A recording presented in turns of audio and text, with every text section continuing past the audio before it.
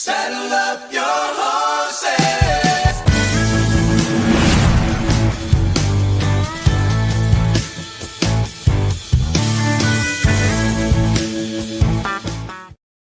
Pitter patter. Let's get at her. It is another episode of the Mainly Broncos podcast. Thank you guys so much for hopping in.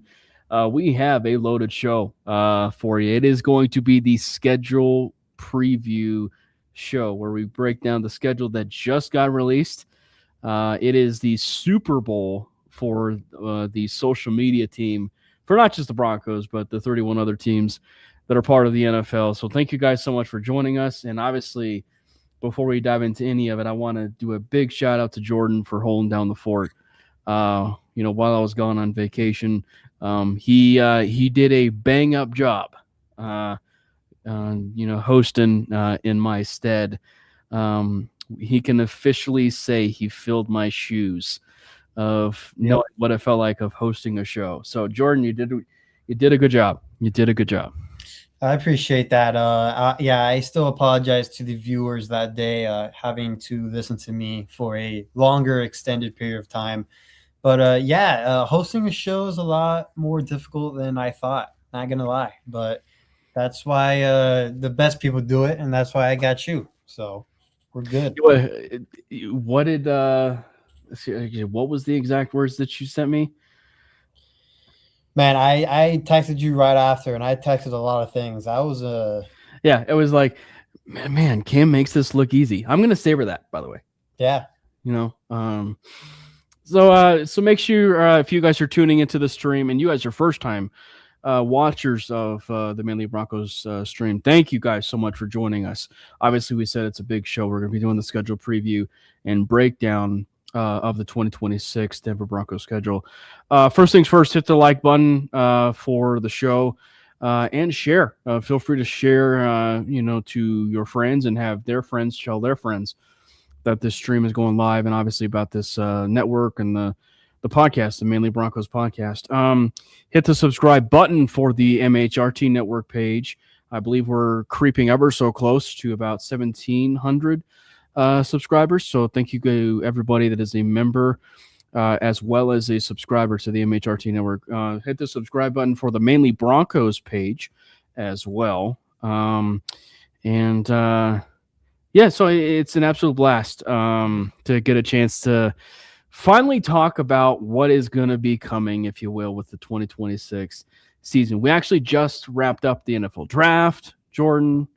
I know you spent a great deal about the draft, and so we finally had the schedule. We knew who the opponents were, all right? Like, we know who the opponents were. It was just a matter of how can we fit the pieces of where they're playing, who they're playing, the weeks they're playing, et cetera, et cetera, et cetera. Yeah, and the schedule turned out to be very, very brutal to start with, but towards the later parts of the schedule, it looks to ease up a bit. But we'll get into that real shortly. So we'll just do a little bit of a brief overview. What did you think of the Broncos schedule release video? The schedule release video was better than years prior. I will say that. You're never going to win this day. The Chargers will always win. There will be favorites, yeah. Yeah, their social media team, if their roster were to play like their social media team, they were to win a playoff game, unlike their quarterback. They are that good. They will win the day every single time. But the Broncos did do a lot better than years prior. It was a lot more content and a lot more jabs at other teams. So I very much enjoyed it in comparison from years prior. When you actually look at the I believe it was the Colts. The Colts was like the other one that really kind of challenged, right? Like really kind of challenged the Chargers for probably like one of the better schedule releases that they did. Yeah. But I will say one of the because the right, like when you kind of piece it together for the Chargers, because they're the biggest if team, right, in the NFL. Yep. If we were running, who has the best schedule or least video, it would be the Los Angeles Chargers, since they're the biggest if team. What's up, Victory Lap? And what's up, Alex? Thanks for hopping in. So let's kind of take a dive into this. We don't want to spend too much time, obviously, talking about some of the others, because it gets exciting to talk about the others, because then you kind of lose track about obviously talking about some of the games, if you will, on hand. Obviously, yes, if we have enough time, we'll touch on something that might be transpiring for what's been going on that Instagram of Von Miller's, if you will. And what happened last night of posting, what was it, 2-3 stuff back to back? Yep. Of Broncos.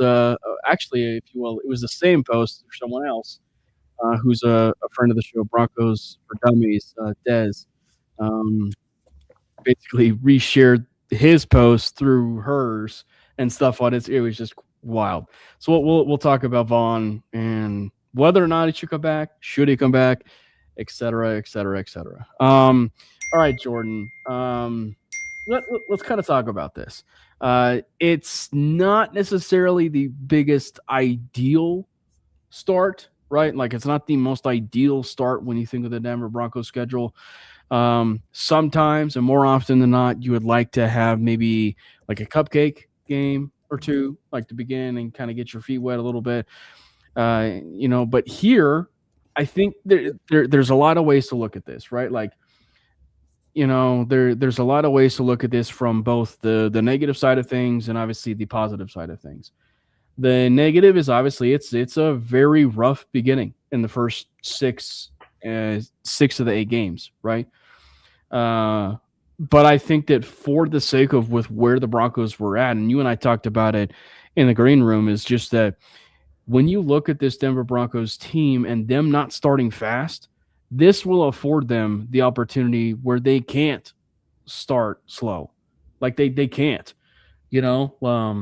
and so I just think that when you look at it from that standpoint, they really do kind of start off with a bit of a bang if you're going to Arrowhead, right? And then they go face the Jaguars and then the Rams and then the 49ers. And then they face off against the Chargers and Seahawks for those 6 weeks. And obviously then they played the Chiefs. They're in that week 8. That is a pretty brutal stretch for the first 6 of those 8 weeks.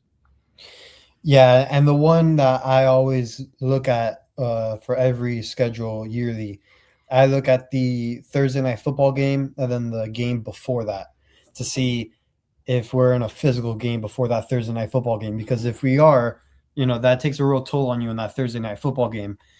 And Lord and behold, the Broncos play the Chargers in Los Angeles, which will be a very, very physical game. And then we'll have to turn around on short week's notice and play the defending Super Bowl champs. So it is that 2-game stretch is also going to be rough as well, especially a toll on their bodies, especially with a couple of guys, recovering from, injuries that they've had in the offseason, for example, like Bo and his ankle and him getting acclimated and stuff like that. But, that's really going to, test the Broncos there in that 2-game stretch in 4 or 5 days.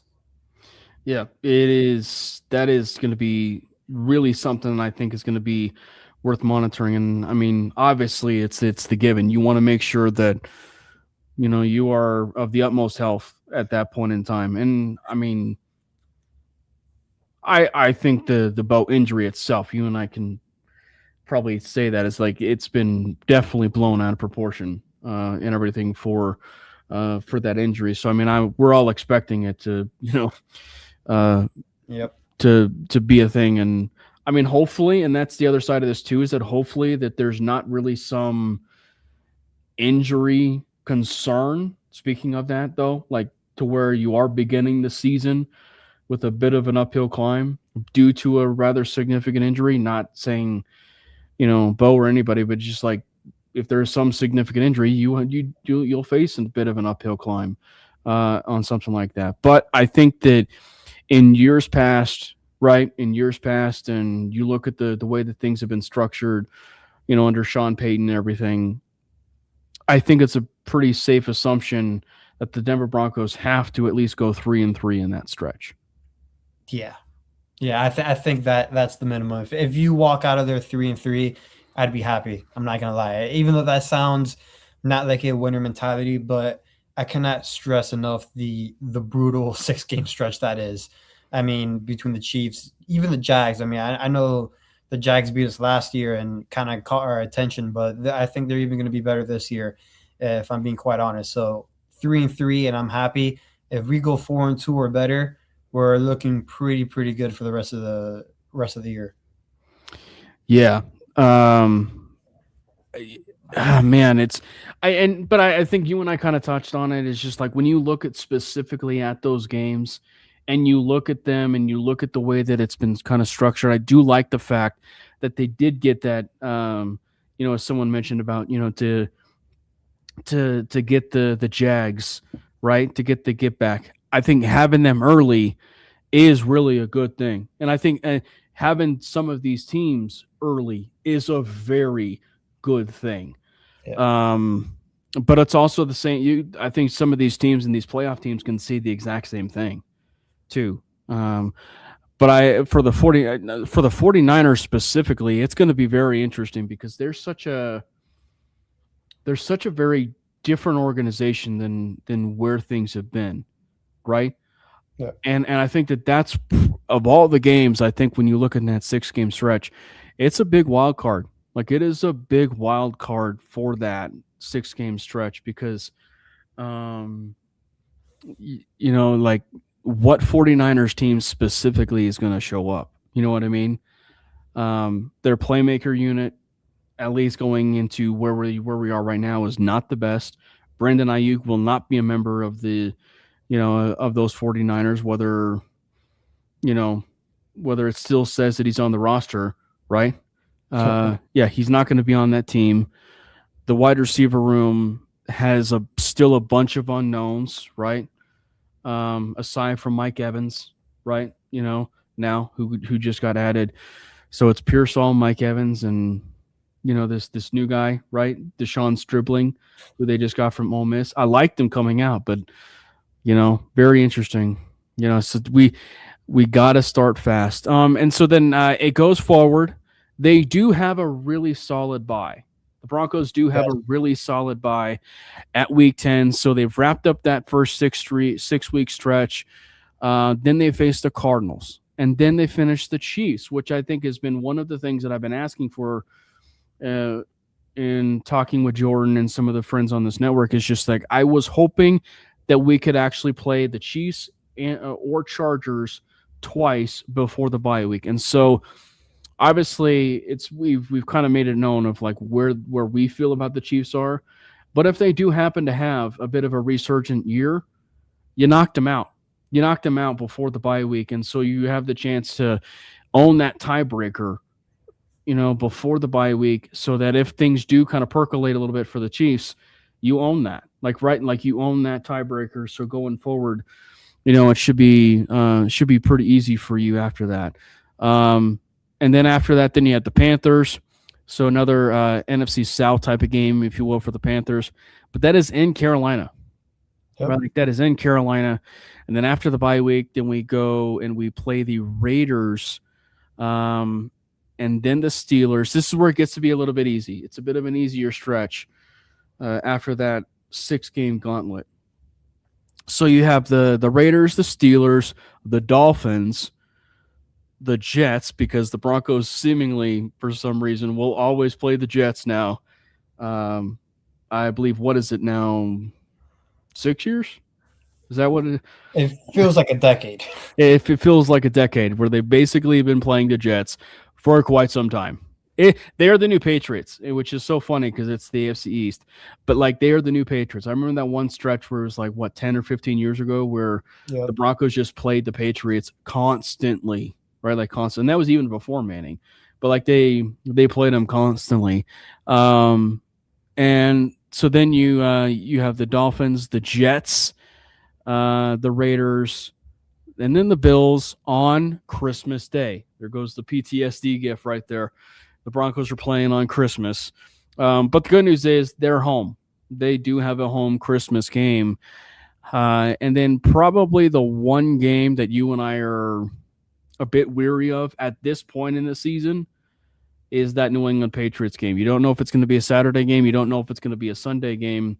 You don't even know if it's going to end up being a bit of a primetime game. That's kind of like one of those ones that might be up in the air. The Broncos have 5 primetime games, but there could be a 6th in there, depending on the Chargers and Patriots there to end the season. So that, in a nutshell, is the Denver Broncos 2026 regular season schedule.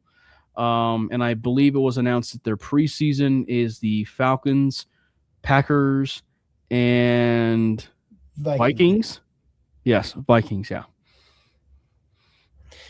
So yeah, with this regular season schedule, so that little stretch after the bye with the Raiders, Steelers, Dolphins, Jets, and the Raiders again, those are 5 games where they need to go 5-0, minimum 4-1. And I would even lump in the Panthers there before the bye week, but I think the Panthers are a lot better than what people expect. And that's going to be a tougher game, especially in Charlotte. And I just have more respect for the Panthers than I think the majority. They are slept on. Yeah. But that 5-game stretch after the bye is where the Broncos really need to rack up those wins, because you never know what's going to happen in that beginning part of that stretch with the 6 games. And then even the last 3 with the Bills, the Patriots, and the Chargers. So you just don't know. That 5-game stretch needs to be 4-1 minimum. Right. And one of the things that you and when Brandon is ready and he hops on, one of the things we talk about all the time is trap game, right?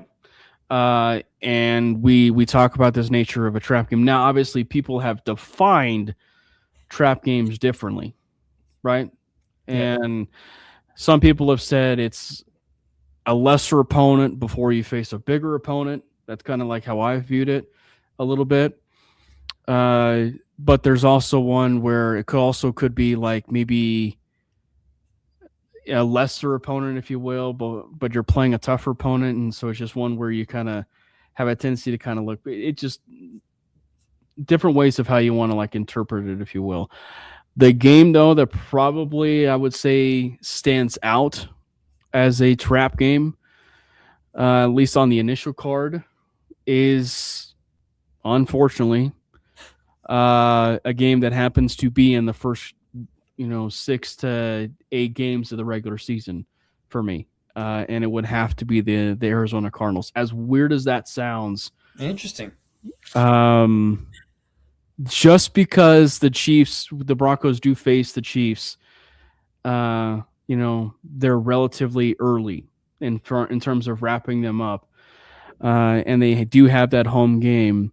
Is that you have the Cardinals, and then the Chiefs, right? Yeah.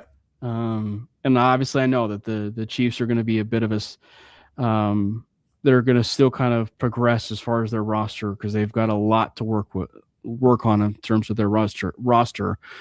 But it's just that kind of stretch of games. It can make or break the idea of them going 3-3 in that 6-game stretch to 4-4 in an 8-game stretch. Yep. Yeah, I mean, when you say like that, I do agree with you that Cardinals game can be a trap game for sure. I mean, with them adding, Jeremiah Love, hopefully, in my case, Carson Beck is the starting quarterback there, and he gets, his opportunity there. But that's also going to play a benefit in terms for the Broncos too, facing a rookie quarterback, so they can kind of mess with him and stuff like that. Vance Joseph has a good track record against rookie quarterbacks, but the Cardinals roster, they have some core pieces on that roster that are not bad, at least in my opinion. Hopefully, for Marvin Harrison Jr.'s sake, he does have that breakout year. I mean, it's going to be tough again because of the quarterback situation. really don't know if it's going to be Carson Beck, Jacoby Brisket, Garner Minshew, and yes, I said Did you say brisket? Did you just say Yeah. brisket? I just said Brisket. Yeah, that's what me and my brother call him, Jacoby Brisket. So it just flows out the tongue now. But we don't know who's going to be the quarterback. It's going to be I'll have to fact check that. there you go. Boy, with the new meme. Yeah. But listen, they have a good trio of running backs with Jeremiah Love, Tyler Algier, who they just signed. Yeah. James Conner coming off that injury. Their offensive line, honestly, not that bad. That left side, good. Right side needs a little bit of work. And then the defense, they have some pieces there. They have Walter Nolan, who they drafted 2 years ago. They have Will Johnson at corner, who hopefully he can have his breakout year for the Cardinals' sake. Obviously, they have Buda Baker there. So they have some pieces there on that team. So that's for sure a trap game. And it's an interesting one because, like, it's also, at least in the beginning part of the season, it's the beginning of the season for Mike LaFleur, right? Yeah. And if there's one thing we do know, is that at least from what we see with Matt LaFleur, we'll see if the coaching genes are about similar between Matt and Mike. But some people have raved about Mike LaFleur, so we'll definitely see what happens there. But yeah, it is definitely going to be one that it's going to be worth following. One of the things that you and I kind of touched on a little bit is what is a game that you think could surprise some people? So obviously we said trap game, but like if there's a game where you could kind of see like, okay,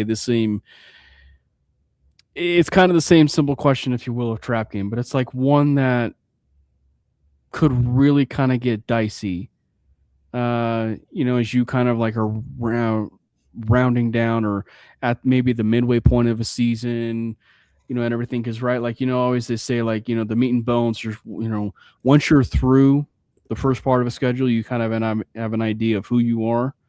Yeah.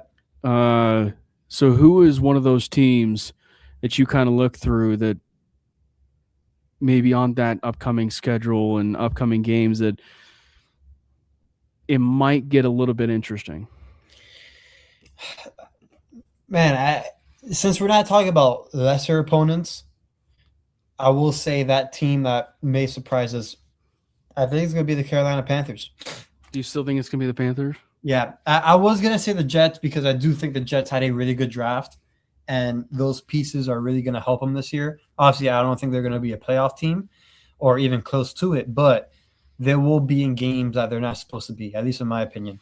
But I do think the Panthers game, at least in my opinion, that Week 9 game in Charlotte, that could be a game where the Broncos can lose. And it's not a game that they should lose because of, they have the better roster, they have the better coaches, they have the better quarterback. But the Panthers are a sneaky good football team. I do like their new wide receiver that they drafted, Chris Brazil from Tennessee. I like him a lot. They just got, with their first round pick, they solidified one of their tackle spots. They don't know if he's going to be left or right tackle. I'm assuming he's going to be a right tackle. And then their tight end room, with Tommy Tremble, Jatavian Sanders, who I think still has a bright future with them. Jonathan Brooks. Jonathan Brooks now with the running back room. Hopefully he's healthy this year. Chuba Hubbard. And defensively, Derek Brown's going to be healthy to start the year. JC Horn's been pretty solid. JC Horn. So they again, that's another team that has pieces. They just signed Jalen Phillips. That was their big free agent signing alongside surprised everybody, actually. So alongside Devin Lloyd. So the Panthers made some moves this year. So I wouldn't be surprised if we're in a barn burner with them. I think the easy answer of that is to say Panthers, but look, I want to preface it this way. I think the Broncos still have a pretty good shot, to have at the very least 11 wins this year, right? Like, when you kind of look at it and you look at probably their floor, I think 11 wins is that floor. But one of the teams, and I know again we dog on them and we kind of talk about them as far as being the lesser of a division, and maybe it's just the theme of continuing this idea of trap and everything, but like there's also the idea of teams surprising, right? And we've seen situations where teams just play really hot, right? Like teams play really hot in a certain situation, and it's due to the level of quarterback play. And it is the Las Vegas Raiders. I know that sounds crazy as far as a team that I think, and I just say that just because of where things are at with Clint Kubiak. He's a heck of a football coach. And with where that schedule is kind of lumped together, it makes it really interesting given the fact it's in the middle part of that schedule, right? But I think one of the better parts of that is you face them after basically 3 games. It's like you face them again after a 3-game stretch. So you face them relatively soon. Yeah. But it's just the idea of what is that going to end up being like after the bye? And I think to the Broncos' advantage, they have the bye week on that. Because hypothetically, let's just say that, Kirk Cousins, which I think we all expect, is that Kirk Cousins will be starting for probably the first 4 to 6 games, right? 4 to 6 games, if you will. But let's just say he doesn't, right? Like, let's just say he doesn't, and Fernando Mendoza is the one who was starting from week 1. You and I both know some of the best cases, if not the best case, is for a rookie to start right away and get the ground rolling, for them and their chemistry with the team and wide receivers and everything. So let's just say Fernando Mendoza is starting there in week 1. There's a very real possibility that Mendoza is not the same quarterback that he is come from week 1 to week 11. And obviously that means both things, Jordan. That means both things. He could be worse, he could be in over his head, because right at that point you're talking about right at or the same amount of college games at that point, right? Yeah. And so you're going to be adding about 4 or 5 more games, right? To that. So I think it's a very interesting situation. Do I actually feel like it, confidently it is the Raiders? Not necessarily, but it's just it's those teams and those types of situations that also too, with it being a division game, that really does kind of sneak up on you. Also, the good part about it is that we'll be facing them after the bye week, so we have a bye week to prepare for them, just for the team to get a little mental reset in the middle of the season as well. So, and also another good thing, even if Mendoza does start week 1 and he gets all those reps before our game, the Broncos defense is not your ordinary defense. Agree. So that's also another good part that plays in towards Denver's hands here. So we'll see how the Mendoza experiment goes with the Raiders. They're another one that had a good or so draft, but now it's just putting it all together. Now that they have a coach that's well respected, they are going to be a little bit better than what people think. Now, obviously, I touched on a little bit there, Jordan, and I want to know what the people in the comments think about this, because obviously this is a really popular conversation now. Specifically, when you look, it's the initial conversation when things get announced as far as like, okay, these are your opponents of who we'll face in 2026, and they'll do the exact same thing in this year. Like they'll release and say, hey, these are your opponents for 2027. And then at this point in 2027 is when we'll get the schedule again for 2027. But at that point, it's like the beginning start of, well, what's their floor?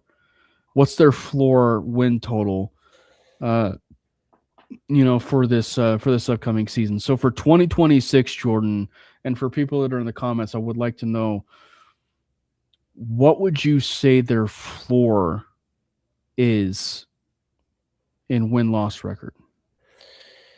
I'm going to say their floor is 10 wins. I think 10 wins is a respectable amount. And then I'm going to go, are we going to do ceiling now or just floor? No, I think it's with the moment you do floor, I think it's really appropriate you do ceiling too, because you can't talk about one without the other. So I'll go 4-10 wins, and I'll go ceiling 13. And the reason why I say that is I do expect us not to win 14 games like how we did last year. Impossible to, yeah. And I'm not saying it because we're not a better team. I think this team is going to be a lot better than last year's team, in my opinion, actually. But just due to how hard the schedule is. And also, teams have gotten better. They really have. So just with the harder schedule and how things have shaken it out a little bit, I do expect 10 to 13 wins for this Broncos team. Would I be surprised if they repeat 14? I'm not going to lie. I'd be pretty surprised because of just how brutal the schedule is. But 10 to 13 wins and just get into the postseason, and you're good to go. I do think 10. I think whenever you are a Super Bowl contender, right? Or just a very like border, like right at that playoff contender, I think your floor probably should automatically be 10. Yeah. Just because 10 should at the very least get you in the playoffs, right? Like, I mean, it would be impossible for a team that is not 10 wins to not get in the playoffs, right? And so I think 10 has to be the default as far as your floor. I know I mentioned 11 earlier, but the more you kind of talk through it and listening to what you were saying is like, yeah, 10 probably has to be your floor. And I would even agree with you too. I think it's also a bit obnoxious to think probably 14. Now, obviously, being Bronco fans and fans in general, I think it's really easy to want or expect the best of this football team. And so I think it's fair for teams to be like, oh, we'll go with 14 wins, right? I think it's fair still to probably expect that. But I would say probably 12-5 just to maybe be on the safe side of that. But I think the other thing, the other side of this too, and it's one of the reasons why I was a bit cautious to a degree, Jordan, when we were doing the stuff last year and the predictions last year, because I initially was thinking like, oh, well, let's roll with the idea that like let's go and have 12-5, 13-4, or even 14-3 type of prediction last year. And don't get me wrong, they achieved that. The Broncos achieved that last year. But I think that when you look at it from the standpoint of those records, you and I both know, for as much as chaos of that AFC conference is, if you are 12-5 at the very least, you are boundary number 1 seed, in the conference, right? And so if you can be right at that 12-5 or even that 13-4, you are doing quite well. And so I think that the 12-5 record, I think, is kind of where I have things right now.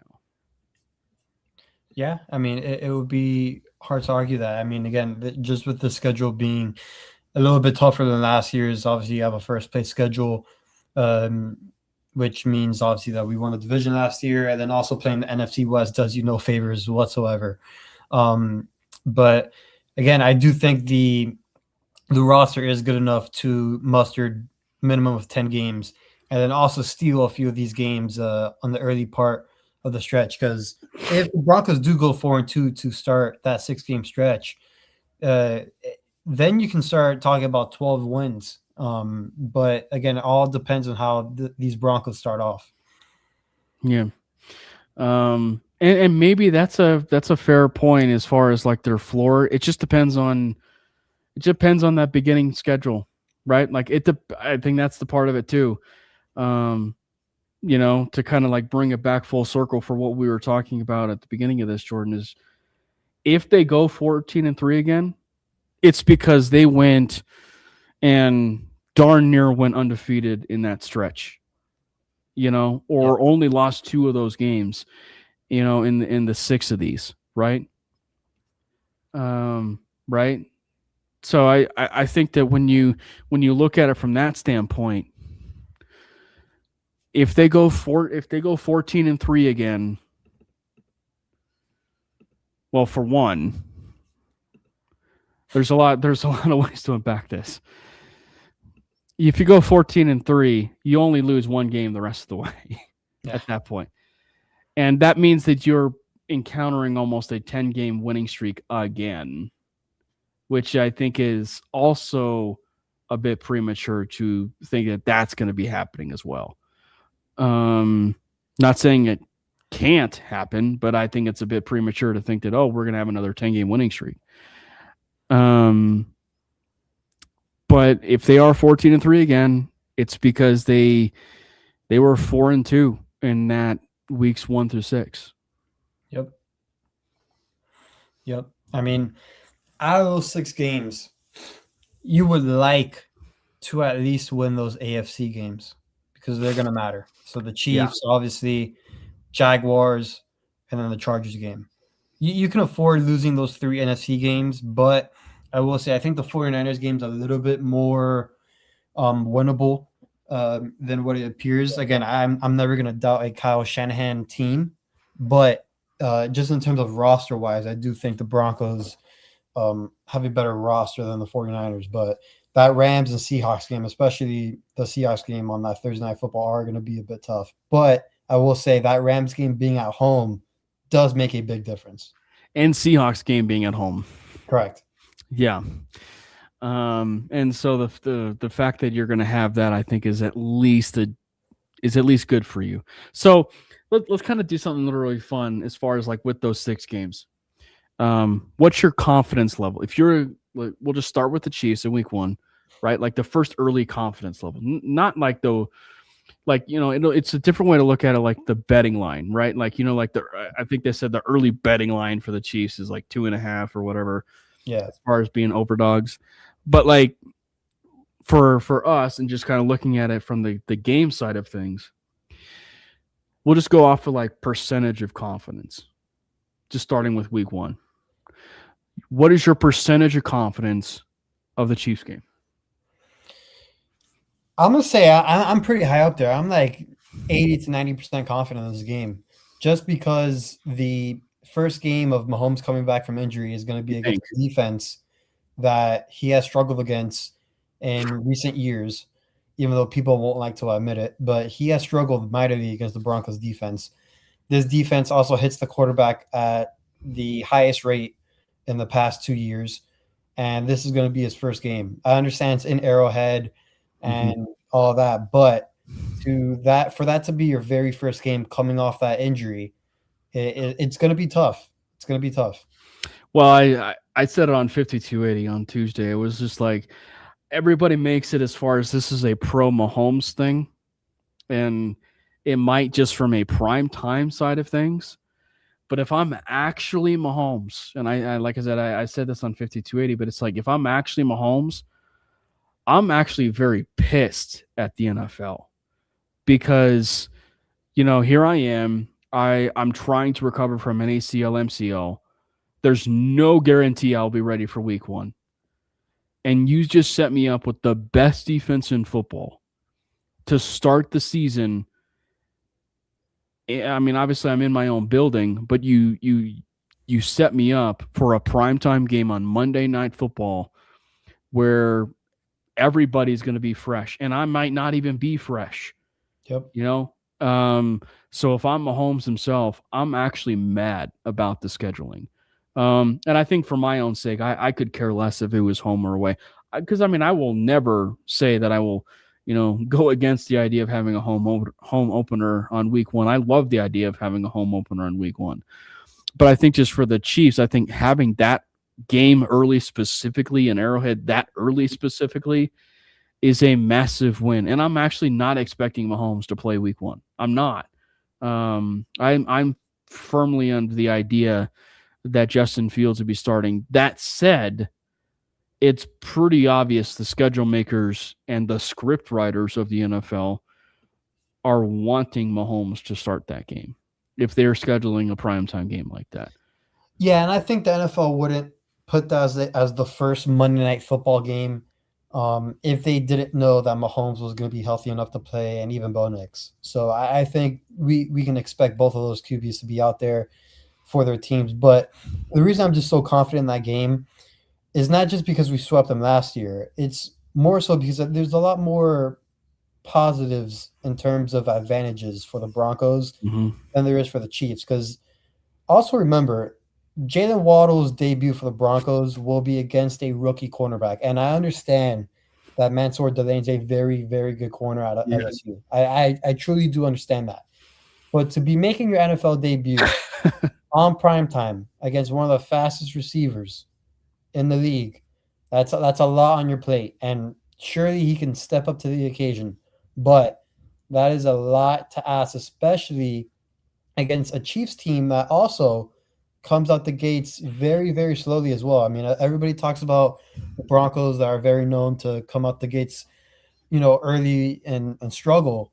Andy Reid has done that a few times too with the Chiefs. So at the end of the day, the Broncos are also known for these primetime struggles. This Monday Night Football game might be a primetime struggle. You know what's interesting? As we're kind of talking through this 6-game stretch, and I'm not trying to make it seem like this again, that are like this 6-game stretch is maybe easier than people are giving me credit for. But there is one game that I am very thankful it's in the very early slate of the season, so the Broncos can get that bad taste out of their mouth. For what happened last year, and it's the Jaguars. I actually love the fact that they did that for a week 2 game. It could have been fine if it was a week 3 game. And I think that the fact that the Broncos were, I wouldn't say gifted, but they were given an opportunity where you had the Chiefs week 1 and the Jags 2, so that they can be able to really get off the mental side of things for where they were in that game, because they are going to play pretty pissed off with that game, for where they were. I mean, obviously people have made the comparisons, like just the game side of things, to where the Jags were and where the Broncos were within a Super Bowl. So a lot of people made that after that game, and it was pretty noteworthy comparisons.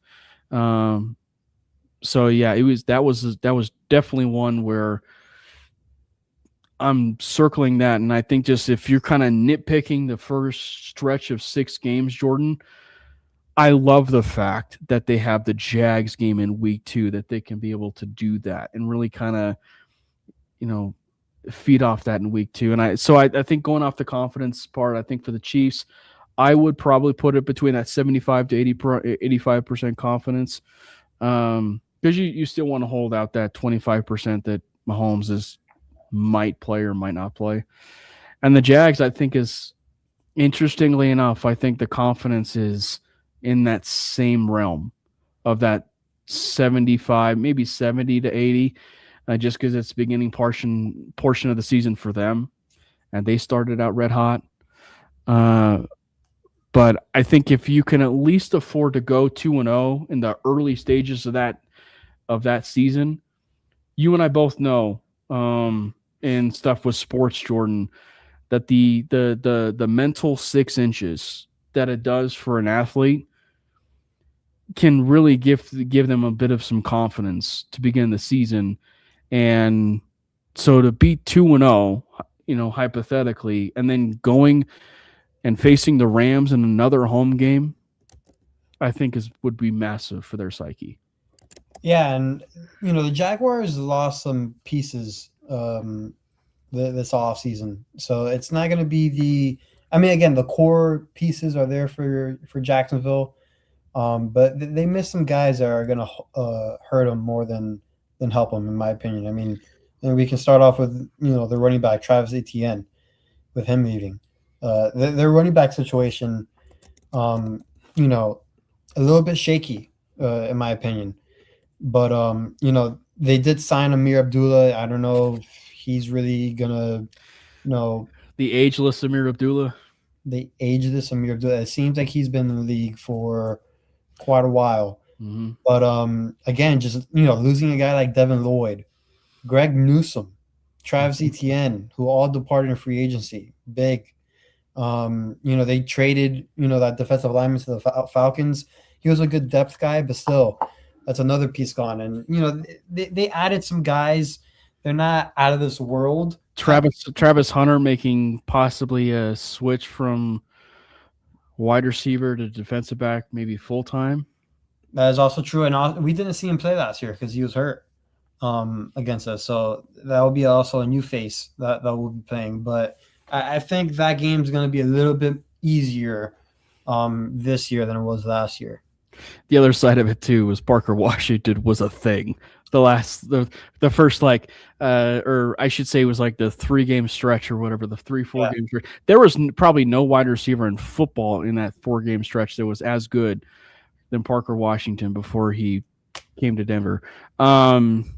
So it'll be a little bit interesting to see, and I mean, as far as like probably the biggest things that the Jags did on the offensive side of the ball was reshape or upgrade their tight end room even more, because they went out and drafted Nate Borkacher in a surprising move in the 2nd round. I'm a big Nate Borkacher fan. I'm going to let the record show, obviously, but I did not have him in the 2nd round.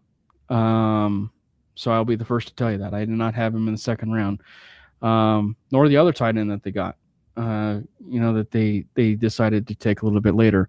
So they kind of made their room a little bit more comfortable for them to go along with Brenton Strange. So yeah, it's going to be a really interesting game there in week 2. But the Rams, the Rams are fascinating if you're going to kind of go off of this, because one of the things that the Rams did last year was they ended the season pretty poorly. And I think if you're probably looking at this and you're probably seeing if there's probably the first L on the scorecard, maybe at least initially, this would probably be one of those games, just because the Rams notoriously have been really good at starting hot. Yeah. And of all the matchups that I'm looking forward to on the season, this is the game. Like, this is the game I am most looking forward to seeing from a matchup side of things, schematic side of things, defense against offense type of situation. What exactly is going to be going on with that secondary, the wide receiver room that they'll be facing, all of it. Like, Matt Stafford, Bo Nix. It's going to be Les Snead going up against the quarterback that he knows so well in Bo Nix, because he's really close with his dad, Patrick Nix. So it's just going to be that kind of, circus, if you will, to begin that type of, preparation and pregame, if you will. So that's going to be a very interesting game. And again, like, I just think that in general, the first initial loss on the card, I think, is the Rams. Yeah, I mean, the Rams are going all in on what appears to be Stafford's potentially last year. And I do think they come out of the NFC. Just an early spoiler alert. I'm in love with that Rams team, and I'm a big Sean McVay guy. But and also talking about familiar faces, the Broncos will be facing the familiar duo of Jalen Watson and Trent McDuffie, who the former duo of the corners of the Chiefs are now at the Rams. So, Cortland Sutton loves to play against Trent McDuffie, as he's had lots of success against him. Mm-hmm. And again, that's going to be another big game in terms of our cornerback duo against their wide receiver duo. It's Surtain following around Nakua, and then again that Riley Moss question mark with Devontae Adams if he's still there, and I'm assuming Adams is going to stay. But yeah, it's still a big question mark. Teams are going to love to target Moss, and if anybody knows how to beat up on the Broncos, it's Devontae Adams. Also, Terrence Ferguson. I forgot about that. Terrence Ferguson is on the Rams. And actually, the Rams really didn't they draft? I got to look at this. Didn't they draft another really good tight end this year? Ty Simpson? Oh. Tight end, you dork.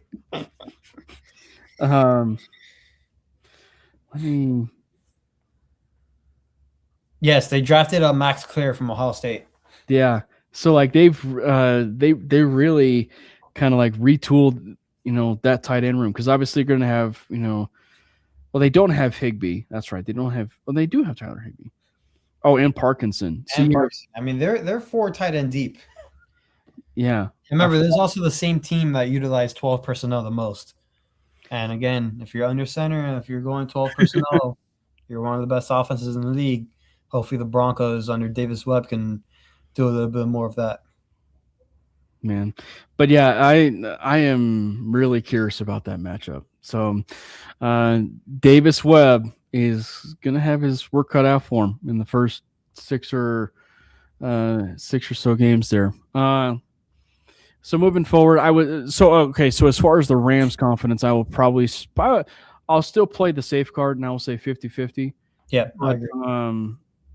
but as far as that, I'm going to make a prediction as of right now. That's probably the first L of the season. Now, then we go to Levi Stadium, which the Broncos know so well, dating back to the Super Bowl 50. That they had where maybe Von Miller suits up. We'll talk about that here in a little bit. So they go to Levi Stadium and they face off against the San Francisco 49ers, against the former ball boy, water boy, if you will, who used to be a member of the Denver Broncos and whose father should be in the Hall of Fame by now. Yes. So obviously some massive Bronco connections through the roof. With that specific game, maybe if you want to nitpick primetime games, that is one game I am surprised is not a primetime game due to the fact that there is just so many connections of the Broncos and everything in the 49ers as well. So I am surprised that thing is not a primetime game. But I would just say that one is probably a confidence one of maybe 60%, 65%. I will say I am a little bit more confident in that game as well. And it's just due to the rosters of both teams. And again, the 49ers acquired a lot of talent this year, starting with Mike Evans and Christian Kirk, who have revamped that wide receiver room because we don't know what's going on with Brandon Ayuk, but with Mike Evans, Christian Kirk, Ricky Pearsall. Christian Kirk, I forgot about that. They signed Christian Kirk. Yeah, Christian Kirk. They still have Ricky Pearsall. They got their rookie that they got from Ole Miss. So again, George Kittle's still there. Jake Tongue's from tight end room. So they did a little bit of rehauling in that playmaker department, and then defensively, they got a very familiar face and Dre Greenlaw back, and he's back there with the 49ers, and he plays good with his buddy Fred Warner, and they made a couple other additions on the defensive side, but he'll be lamped up to play. Oh yeah, especially with some leaks coming out, maybe it wasn't the best fit and stuff like that. Yeah. So, but again, defensively, their talent is so. I mean, again, Fred Warner, Greenlaw, 2 very good players, but Nick Bosa, if he's always hurt, and hopefully he has a healthy year, but besides those 3 guys, it's very shaky the rest of the lineup. Yeah. So I would say 60 is probably the safe bet. Jordan, would you say? I would agree with 60. That moves us to the other team that is in the same state, and that would be the Los Angeles Chargers. Now, I think just the fact they're staying on that state, I think, is probably the best thing about this, is that they're staying and they're just going to go ahead and play the Chargers in that same. I wonder if they just stay there. I wonder if they just stay in California. Sean Payton obviously does that for, Greenbrier when they face the Jets. Yeah. So I wonder if, maybe that's just a case where he just kind of just stays in California and they do some sort of training and practicing there, and everything, since they're just going to be basically there in California for 2 weeks. But yeah, they play the Chargers, and obviously it is well documented that the Denver Broncos are on a bit of a skid with some of the Chargers. But I think that, and obviously I say that they blasted the Chargers, at the last end of the last game of the season last year, and they faced them again this last end of the season this year. So, but it's going to be interesting. They will be in Levi, and I'm sure that, when you look at it and you look at the game that was of, the Broncos and Chargers around this point in time last year, because the Broncos played the Chargers at the early point last year. I think the Broncos would want to get some of that bad taste out of their mouth as well. So, yeah, so I would probably say 55% on this one. Yeah, I would even raise it up a little bit to 60, 65. And the only reason I'm saying that is because the last few times they have played the Chargers, especially at SoFi, they've been winning the game. They've had control of the game, and they lose it in the fourth quarter. And I know that has to piss Sean Payton off to the max. So finally being able to finish that game and come out of there with a W is for sure going to be a priority on his mind. And I think in addition, like Jalen Waddle is going to get us over that hump. It didn't take until that fourth down touchdown pass by Nix to Sutton to get our first points of the game midway through the game. So it was a bit of a struggle there. And then once we got control of the game, had the lead, and then we gave it up. I think the year prior, we lost on that game-winning field goal off of a special teams mistake. So it's been mistakes due on the Broncos side of things where we have shot ourselves in the foot against the Chargers. So I do believe that game's going to be of priority, and I do expect the Broncos to get that game in SoFi. Yeah. And we all know that the Broncos travel quite well, down there to SoFi, since the Chargers only have about 12 fans. Yes.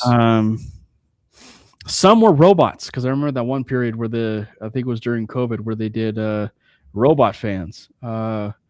I believe it was for the Chargers. And so, because the Chargers have no fans, they had to, replicate, the majority of their fans as robots. So that leaves us with the Seattle Seahawks. Super Bowl champions. This is a wild card because obviously the popcorn is going to end up being PS2 on Jackson Smith and Jigba the entire game. But it's going to be very interesting because Darnold has surprised a lot of people, myself included. I mean, he has become a really good quarterback in the league, and he's kind of become exactly what the Jets had hoped when drafting him. And it's going to be interesting. It's going to be very interesting to see what happens with this game because Seattle, for as much as they, relatively speaking, had money, they lost some rather key pieces. For that team, as far as Kobe Bryant left, no relation to the Kobe Bryant, but Kobe Bryant left, the pretty good safety down there. Obviously we know the K9, went to the Kansas City Chiefs. Jadarian Price has been added to that. He's a really good running back. I know you think he's overrated a little bit, but I mean, still he goes to there. And frankly, I think the fact that if you're going to probably continue to nitpick a little bit, the fact that the Broncos have this at home, yes, and it's the beginning part of the schedule of the post-Clint Kubiak era, is going to be interesting because having no Clint Kubiak or no offensive coordinator that you are relatively comfortable with, and I think is going to be very fascinating to watch because, I think that's one of the reasons why when people talk about it so much that they say, well, you have the best pairing of sometimes an offensive-minded head coach, and when you kind of have that, that's like the best possible situation because when an offensive coordinator leaves or when a coach leaves, well, you still have that, right? Like you still have your offensive-minded head coach still with you, and the Broncos will have that obviously if and when Davis Webb gets a job. Obviously, we can't undersell the impact that he's had because it's massive. Davis Webb has been massive, here, but it is still a great deal that Sean Payton has been the mouthpiece for Bo Nix, and the relationship that they've had. But I think it's going to be interesting. It's going to be a nice little measure of how good Mike McDonald is as a head coach and being a defensive-minded head coach is how will the next step of the OC that's been in there be in Seattle, because it is a relatively large adjustment to try and find your offensive coordinator who was well worthy of that offense or the head coaching gig down there in Vegas or anywhere else and goes and moves on. So finding that next offensive coordinator that you can be able to work with Darnold is going to be very interesting, because I think the example that I think everybody's going to go to based off currently, Jordan, is the Lions. Ben Johnson leaves and the Lions are good, but they took quite a big step back when Ben Johnson left the Lions. Yep. No, I agree. And that's a great point that I'm not going to lie, completely went over my head when even thinking about this game. Because the first thing that I did, obviously, and I talked about it before here on this episode, that, I looked at the game prior and how physical that game is going to be against the Chargers and how that can, leave a greater impact on our short week. But also with the Seahawks, the week prior, they play the 49ers, which is going to be a physical game for them. Another divisional game that's going to be physical. So both teams will be coming off a very physical game. So this being at home in altitude is going to play towards Denver's advantage. So once you start kind of looking in detail within the game of some of the key departures of the Seahawks, the game prior with both teams are playing, you can kind of see how you may be giving Denver a little bit more of an advantage than the Seahawks. But with that being said, with the way Darnold played last year, how great of a coach Mike McDonald is, it's still going to be a very tough game. Yeah, it's gonna be a dogfight. Also, Drew Lock revenge game. Do we see Drew Lock in the game? I hope not, because if we see him, that means that they're blowing us out. Or something bad happened to Sam Darnold. No, or possibly we blew him out. Yeah, I was gonna say, or we were blowing them out, and Drew Lock ends up taking the field in a 35-14. You know how we are though in Thursday night football games. I know we do have a very good tendency of, making it the game of the year, if you know what I mean. In the opposite direction. Yeah.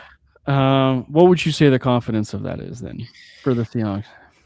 Man, I will say like 50-50. I was going to say 45-55, but I'm going to say 50-50 just because it's at home. I'll go 50-50 on that. And so really the two games of that stretch that we're really kind of going with the 50-50, is the Rams and the Seahawks of all things, and that's in the NFC West. Sorry. Would love to know that betting line, even though I understand it's not out. Yeah. Unless I'm gonna search it up now, but I would love to know that betting line. For which for either one, Rams, Seahawks?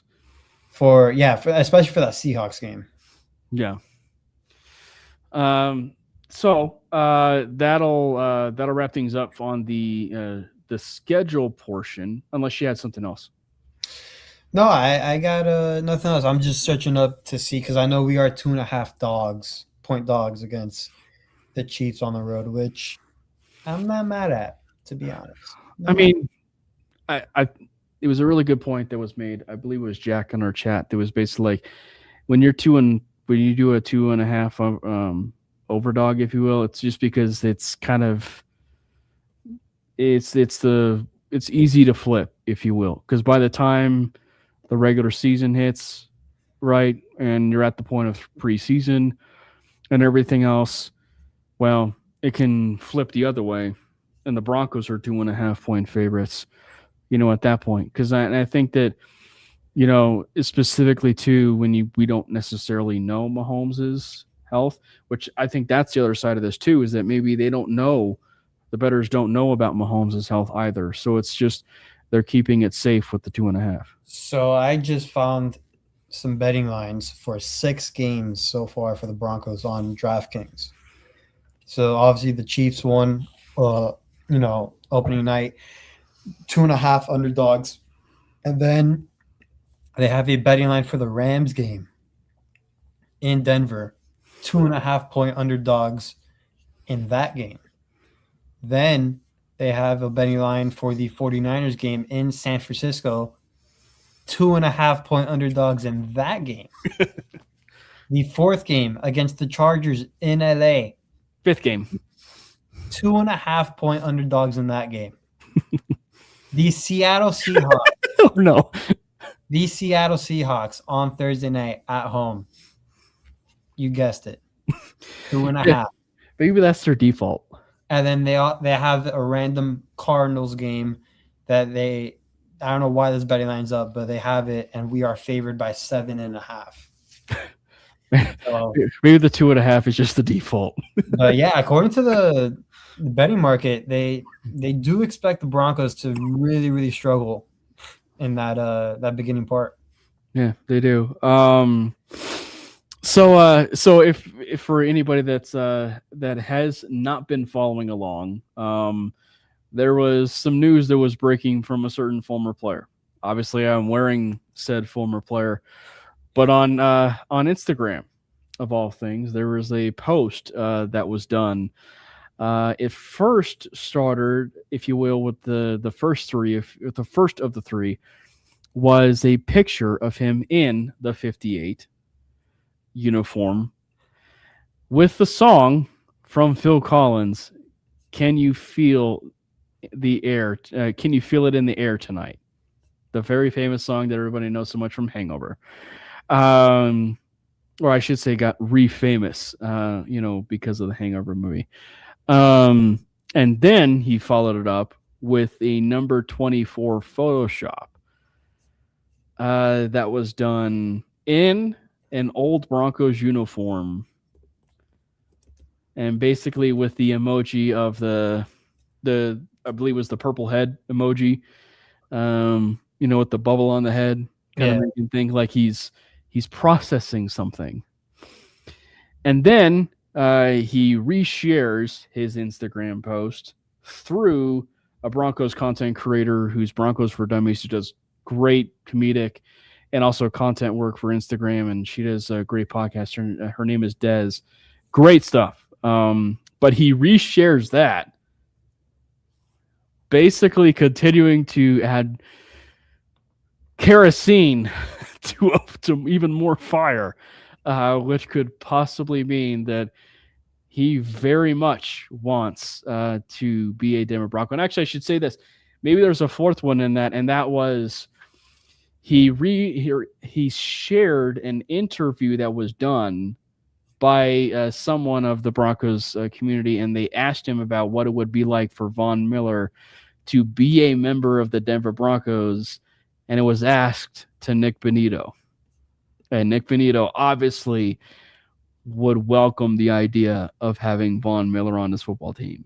And he shared that on his Instagram story. What do we make of this idea that is not an April Fool's joke, according to Von Miller? Man, wouldn't it be awesome if that Monday Night Football game against the Chiefs in Arrowhead, we just see Von Miller running out there?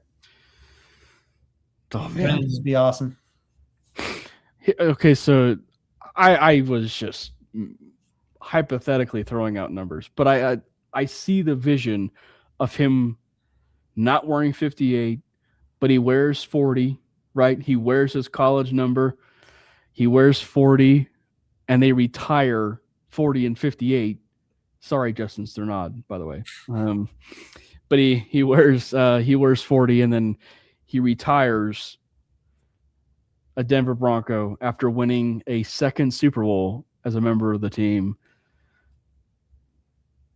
I see the vision, but I will say this: I understand a lot of people are saying, oh well, he put himself in 24. I'm okay with that too, because that means that you have Champ Bailey and Von Miller that were both repping number 24. So I can't say no to that either. But what would you say as far as him kind of coming back and rocking a little bit of a different number that would be slightly different, if you will, than that 58? In terms of like his number? In terms of that number. I mean, I wouldn't.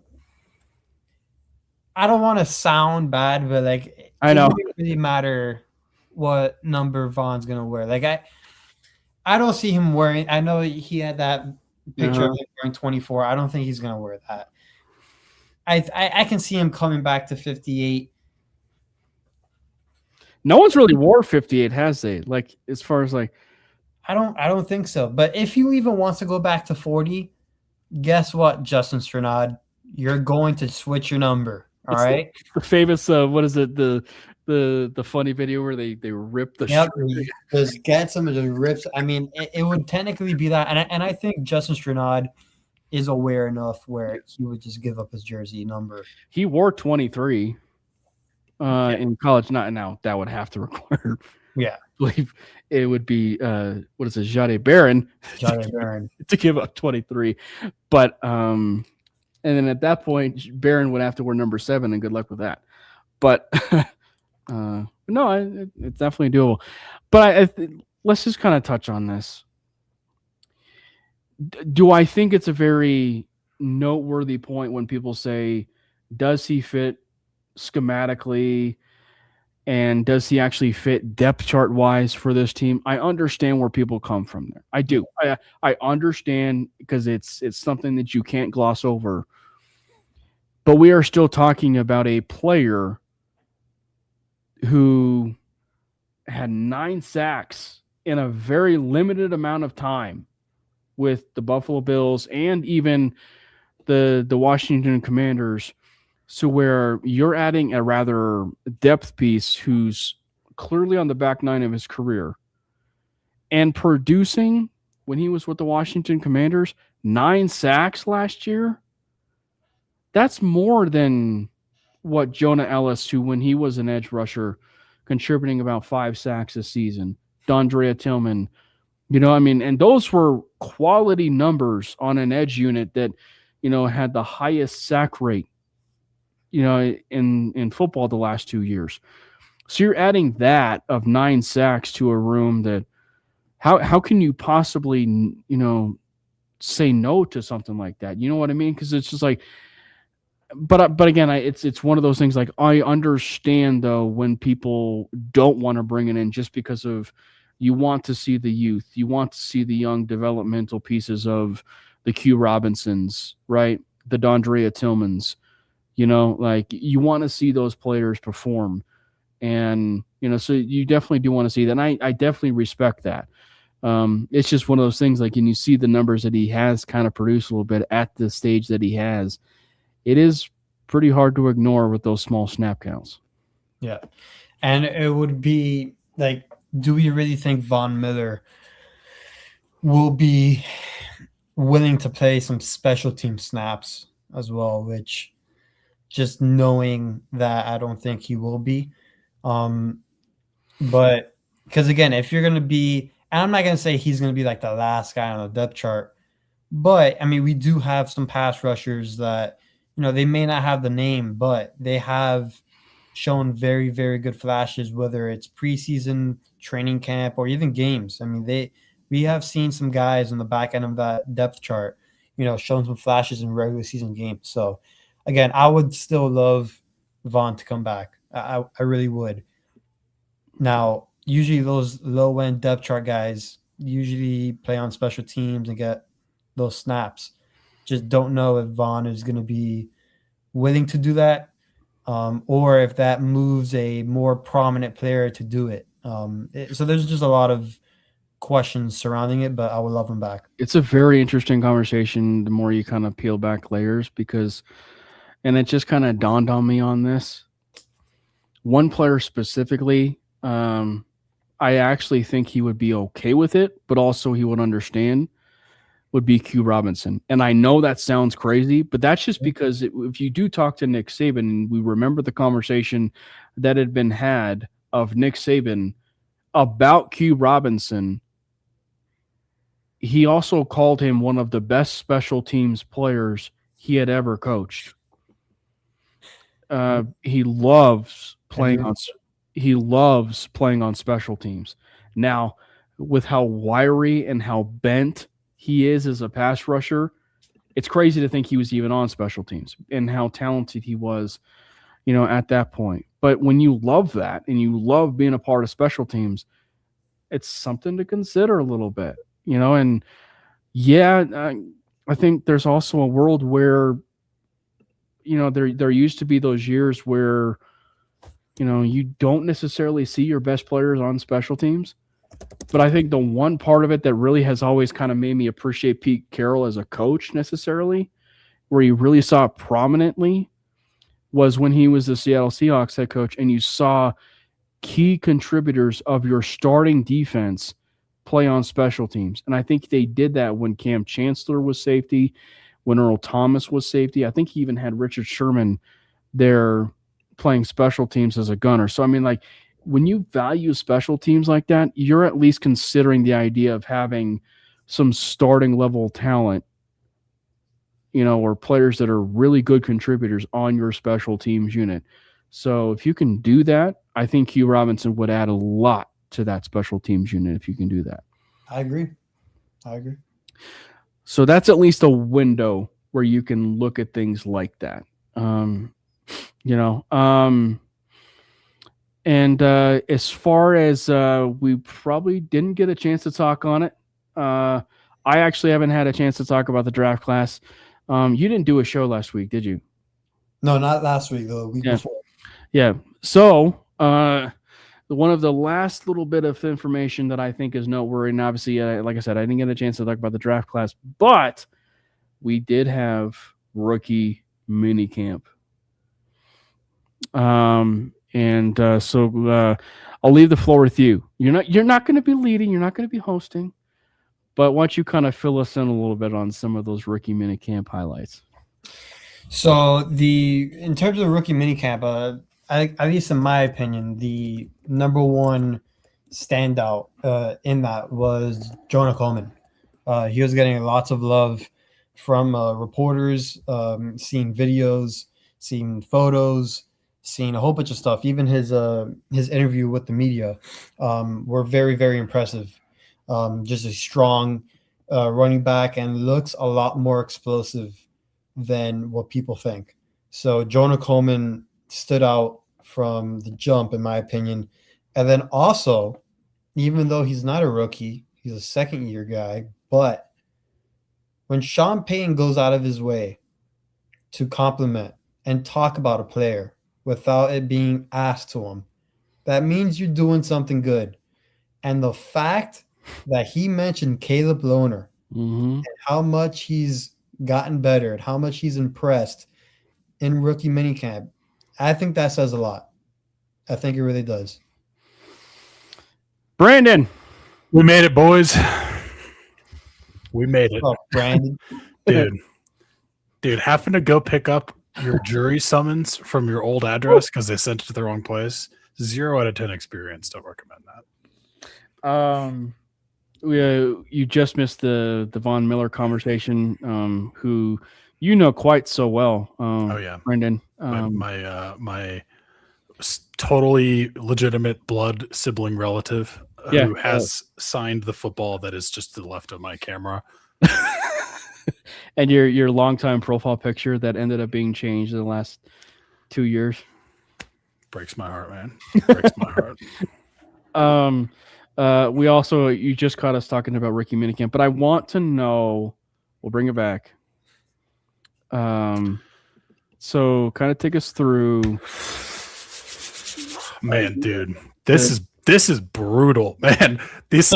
Whoever put these schedules together, I don't know. I don't know how I feel about you. I don't know how you feel about this team, but you're like, this is if I can sum up this schedule in a couple words, literally 2 words. This is the shortest I can make it. This schedule is prove it. You made it to the AFC Championship game. You say you're a good team. Prove it. That's what this schedule tells me. At least in because these first 6 weeks are horrible. Like, I don't think I could have drawn up a worse schedule than this for the first 6 weeks. And it's, I don't know. This is going to be, I think this is going to be I'm actually trying to double check. The first game is on the road, right? Yeah. Okay. Yeah. So this is going to be the determiner of the season. I think like the way that the season goes is going to be determined in the first 6 weeks. And the reason I say that, like, first of all, going to Arrowhead is just dirty work by the NFL because it should be in Denver. Everyone knows it should be in Denver. We swept them. We won the division. We went to the AFC Championship game. Let them play at home. Like, play in front of the fans that had the season ripped away from them on the heels of a freak injury during a play that made no sense in the moment that you had to watch unfold after you just beat the Bills in your own stadium in the divisional round as the number 1 seed. Your quarterback that you didn't have for a decade outdueled Josh Allen, and you have to witness that. And then you get to the first week of the next season and you don't even get to watch your team in the first week. This is insane. I'll get past that. But from there, it's tough, man. Like, we're going to see what this team is made out of pretty quickly. And we touched on it, and Jordan and I, but we did talk about the fact though is that, like, there are certain situations where, like, as we were kind of talking about it and we were talking about the confidence level of each individual game, there are hypotheticals that do work, in the favor of the Broncos. And that is obviously the one that everybody talks so much about, which is the Chiefs, and may or may not see Patrick Mahomes. That's the biggest one for sure. I wouldn't say it's the biggest. Well, it's probably the biggest one as far as like week 1. But so there's that, but I think also doing the Jags this early for the Broncos and getting the bad taste out of their mouth for what happened at the last end of, the regular season in 2025, I think is a really good thing for them. And there's no guarantee that the Jags are going to be red hot to begin the season like they were even last year either, right? And the 49ers, they're probably the biggest wild card of the 6 games because their roster's been like struck hard as far as like old age and and with where their roster is constructed to, it's going to be tricky to see with where they're at. Obviously, they had the additions of Christian Kirk and Mike Evans, but it's not the same. Like, it is not the same necessarily playmaker unit that they've had in the past. And the defense has taken a bit of a step back as well. And then the Seahawks, funny enough, when you kind of peel it back a little bit more, and we were talking about it, Jordan and I, it's going to be very interesting. I'm not trying to like poo-poo the idea that these are all like, like tough games, if you will, because they are very tough games.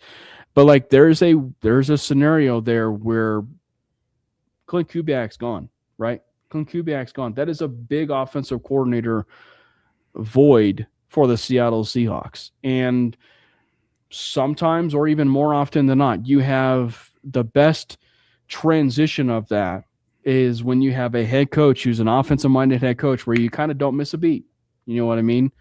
And so it's really up to Mike McDaniel to make sure that OC that is now there has a really good relationship with Sam Darnold. So where things don't really, that things are kind of status quo. You know what I mean? And they have pieces, right? They have really solid pieces as far as with Jackson Smith and Jigba, but they also did lose some pretty solid pieces there on the defensive side of the ball as well. So, and I think having it be early in that type of schedule, I think is a good thing in that, because you don't know. You really kind of don't really have an idea of what you're getting. That's fair. I do think it also being, though, a short week, like you play the Chargers on the 11th, you then in LA, then you come back 4 days later and play the Super Bowl champion Seahawks, who I appreciate the positive spin on it. And it is interesting to see what's going to happen offensively. And, is Sam Darnold legit, right? And what's going to happen there. But I think, to me, the biggest thing with the Seahawks is their defense is still the defense that is probably the closest thing to Legion of Boom 2.0 that you could imagine. But I'm going to remain the optimist and say that we're going to go 6-0. I'm not saying that this is not doable. I just think the first 6 weeks are going to be brutal, but I think we're not going to lose a game, so it's fine. And then we're going to cruise into the second half of the schedule that, by comparison, is kind of a cakewalk. So, I think the way that Jordan and I said is we have to at least be 3-3. No, for sure. No, you can't get out of that first 6 weeks with a losing record, because then you're just starting behind the 8 ball in every possible way. And the only scenario where I think that would be somewhat acceptable is if you win both divisional games, but even then, I don't know, you definitely have to win at least 3, and you definitely have to win the divisional games. Yeah. And I think to what BK was saying here, it's to a certain degree, it's and me and Jordan talked about it in our green room, and we talked about it before you hopped on, Brandon, but it's kind of an unpopular opinion a little bit for me, but it's I'm not trying to dismiss the idea that this is a murderer's row to begin the season, right? It is a murderer's row to begin the season, but for a team that is started slow under Sean Payton, to begin the year, this I think is going to force them to really start off the season in a really good form. They have to be able to hit the ground running as much as possible to begin these 6 games. And I think that having that to begin the season will make them a much better football team once you kind of get to these easier slate of schedules like the Panthers, the Steelers, the Dolphins, etc. To that point, though, I do think that is definitely worth bringing up, and that's an interesting point. Davis Webb, you're up. Davis Webb, you're up, because we don't know what that's going to look like, and hopefully this isn't a scenario where you switch the offense around enough and you get a new play caller, get a new OC to the point where it takes a little bit of time to get going and gel. You can't have that with this schedule. You can't have that. So maybe things change under Davis Webb, and it's not the slow start that you kind of got used to seeing. And we'll see, is that Bo? Was that Sean? What truly was the cause of that? Mm-hmm. But yeah, that'll be interesting for sure. Are we excited for the first game on the Chiefs? I am excited because I still don't think that Mahomes is going to play week 1. I'm in a weird way, I'm actually kind of disappointed that it's week 1, because I kind of want to play Patrick Mahomes. I know that that's crazy, but aside from that just being a good game, no. I want to beat you at your best. I want the Chiefs to know that we're the threat, and I want to sweep them again where they have there's no excuse. And I know that really wasn't the case, last season specifically, but I think that I would rather, honestly, I'd rather go into Arrowhead week 1 against a fully healthy Chiefs team and just dismantle them. We could lose the next 5 games and I would be so happy. I wouldn't even care. I know that's probably not going to happen. in terms of, I don't even know if Mahomes is playing, but like in a weird way, I'm actually kind of disappointed that he might not play week 1. And I think I would be more excited if he was, which maybe I'm a sociopath. I don't know. If the Chiefs were a playoff team last year, it'd be the first time in NFL history that a team would open up with 6 playoff teams from the year before for the first 6 games. That's how insane. That's how insane this stretch is. I mean, let's be real. They're a playoff team. Like they're a playoff team. Even though you're talking the Broncos. No, the Chiefs. Oh. Like if Patrick Mahomes is healthy, that's a playoff team. Mm-hmm. Like even though they didn't look good, it's the Chiefs. It's the NFL's golden boy. They're going to be let into the playoffs. So this is the first time. But it's also, it's one of those takeaways, Brandon, that I think is one that I was hoping for to begin this or to do this season. And it's a slight change in what we've seen in the past. But I am so grateful, whether it have been the Chargers or the Chiefs, but you're getting rid of the Chiefs before your bye. So that is true. So that you can, like that. So that you can be able to sweep the Chiefs, and so by the time that it's the end of the season, you swept them and you own the tiebreaker. It was my hope that it was either the Chargers or the Chiefs that we were going to end up getting that, and so we ended up with the Chiefs, and you now can possibly own the tiebreaker over the Chiefs before Week 18. I do like that. That is definitely, I think, a benefit of how challenging the first half of this is. But that's a good point. Yeah. So as far as, and obviously, Brandon, you are very experienced with the amount of, schedule release shows that you and I do. The next questions that are going to be asked, which is, what is the trap game, and the ceiling and floor, because you can't say one without the other.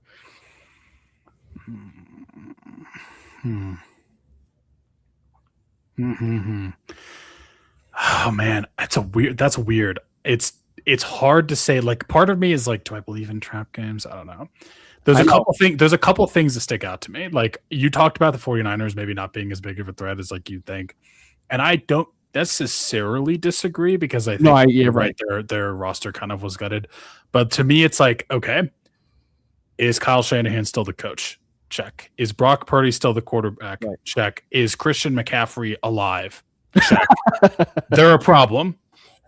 Okay, check those 3 boxes and it's a problem. And like, that's not even factoring in George Kittle or Mike Evans, who they just acquired. So like, I think that could be, if you define trap game as like, oh, this looks easy, quote unquote, and it's like actually much more difficult, maybe even like potentially a loss, I could see that one. The Jags, I don't know, that's kind of a weird one.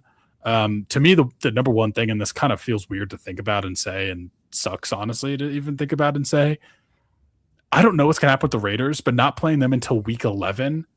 That's what Cam said. They could kind of get some stuff together. Like, I don't know, if they come out of the gates a little bit slow, and then Fernando Mendoza starts to kind of put it together, and they get a better run game from Ashton Genty than they did last year, because they have any form of an upgraded run blocking unit, that could kind of be spicy and suck. And I'd rather almost play them earlier in the year, where they don't have 11 weeks to start to get some cohesion. I don't know, that might be hard.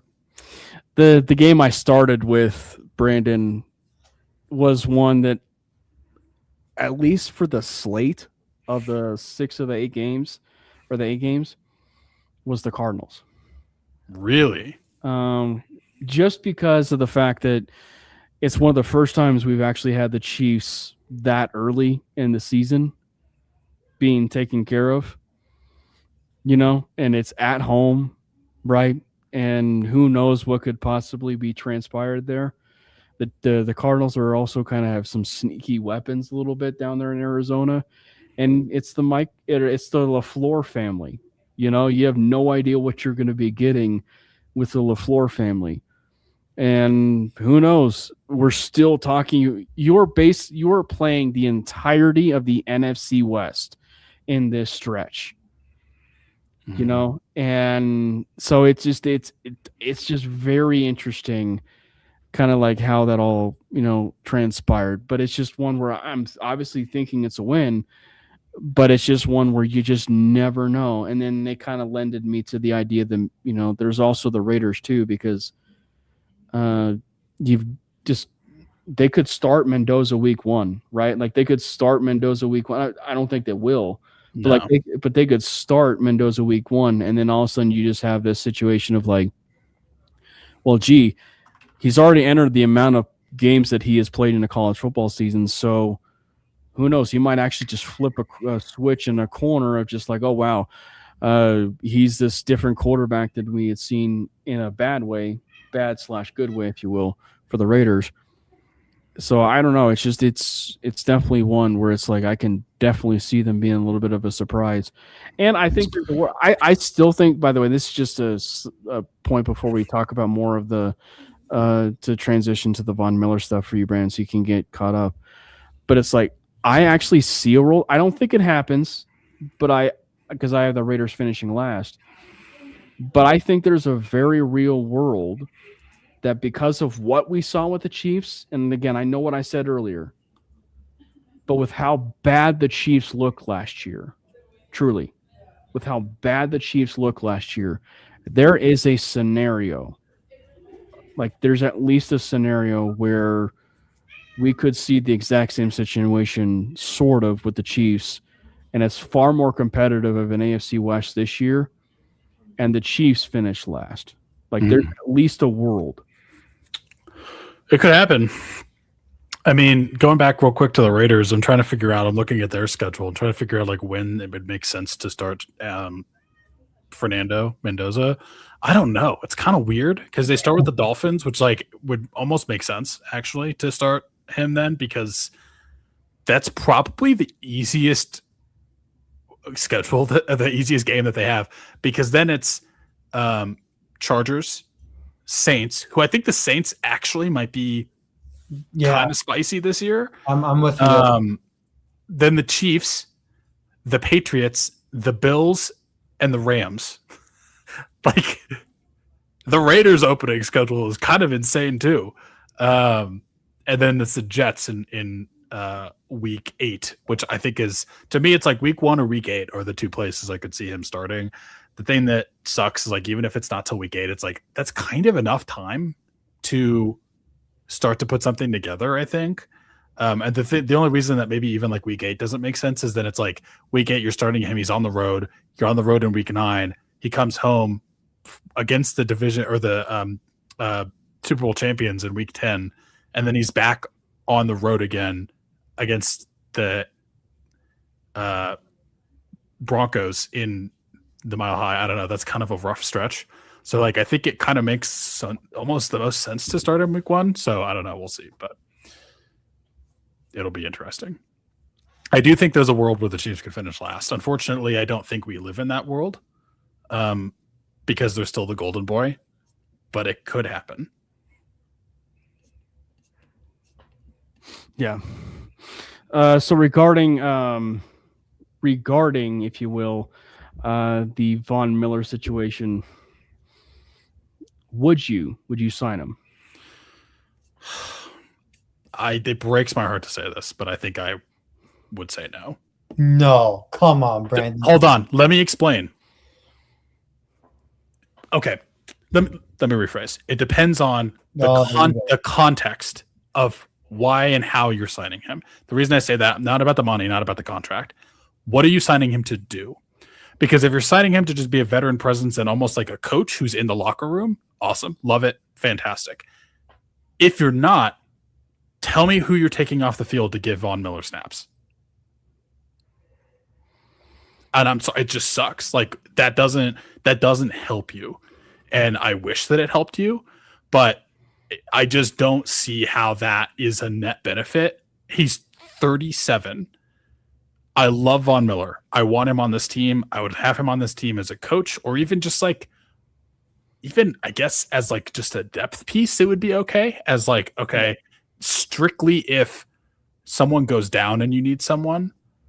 But I'm like, again, it's I don't even know if I would want to put him in rotationally, because it's like there's other players that I want to get some snaps and some experience that I think showed enough to maybe warrant being more of like in the rotation to spell some of the other guys. Like Q Robinson jumps to my head. I don't know. It's a very packed room, and it's like, again, it's like, what are you signing him to do? And at the same time, if it's not, you're not signing him to play, then it's like, you're also kind of almost hesitant to say wasting a roster spot, but it's like, you could have used that on someone else, right? You probably would be, right? So I think I'm still going to lean towards no. There's a world where I would say yes, for sure. And like, there's a scenario where that would make sense. And it breaks my heart to say it, but it's like, what is he going to add to that room?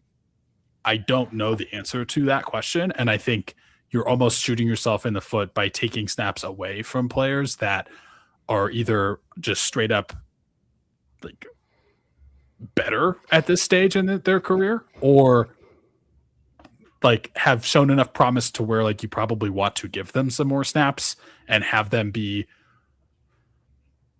like ready to go if you need them, or play them rotationally. I don't know.